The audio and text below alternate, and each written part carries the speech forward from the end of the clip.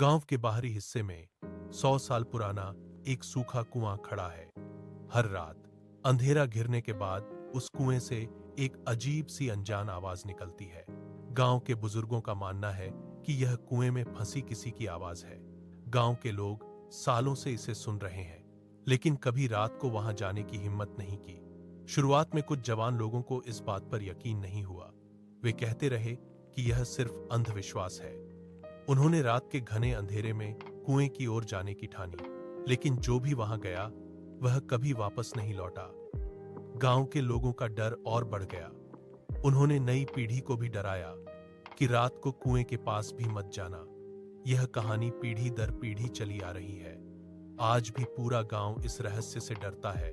एक दिन गांव के जवान रवि को यह कहानी सुनाई गई। वह किसी भी प्रकार के अंधविश्वास को नहीं मानता था। उसने ठान लिया कि वह रात को जाएगा और इस रहस्य की सच्चाई खुद निकालेगा। जैसे ही पूरा गांव गहरी नींद में सो गया, रवि चुपचाप अपने घर से निकला। उसने एक टॉर्च और एक मोटी रस्सी अपने साथ ली। वह धीरे धीरे पैर रखते हुए कुएं की ओर बढ़ने लगा।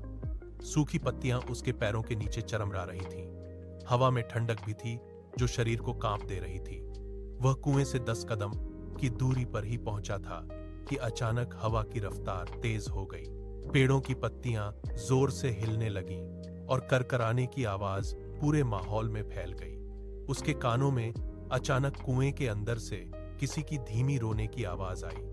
आवाज बहुत ही धीमी लेकिन स्पष्ट थी, मुझे बाहर निकालो। रवि का दिल जोर से धड़कने लगा। वह डर गया, लेकिन पीछे मुड़ने से मना कर दिया। रवि ने हिम्मत जुटाई और कुएं के मुंह के पास जाकर अंदर झांका। टॉर्च की रोशनी अंधेरे में घूमी तो उसे निचले हिस्से में एक हल्की चमक दिखाई दी। उसने रस्सी में छला बनाकर कुएं में डाल दिया, फिर जोर से ऊपर की ओर खींचा। बाहर एक पुरानी चमड़े से ढकी डायरी आ गई। रवि ने डायरी खोली। पहले पन्ने पर लिखा था, जो यह पढ़े वो मेरी कहानी पूरी सुने, वरना अगली आवाज तुम्हारी होगी। यह पढ़ते ही उसके हाथ कांपने लगे। ठीक पीछे से वही ठंडी आवाज आई, अब तुमने पढ़ लिया है, कहानी अधूरी मत छोड़ना। डर के बावजूद रवि ने सांस रोककर डायरी पढ़ना जारी रखा। उसमें 50 साल पहले मीरा को झूठे इल्जाम में फंसाकर गांव वालों ने इसी कुएं में ढकेल देने की कहानी थी। अगले दिन रवि ने पूरे गांव को कुएं के पास इकट्ठा किया। पूरी सच्चाई सबके सामने खुलकर पढ़ सुनाई। गांव के लोग शर्मिंदा हुए। उन्होंने अपनी गलती स्वीकार की और मीरा की याद में कुएं के पास स्थायी दीप रखा। उस रात पहली बार सालों बाद कुएं के पास पूरा सन्नाटा था।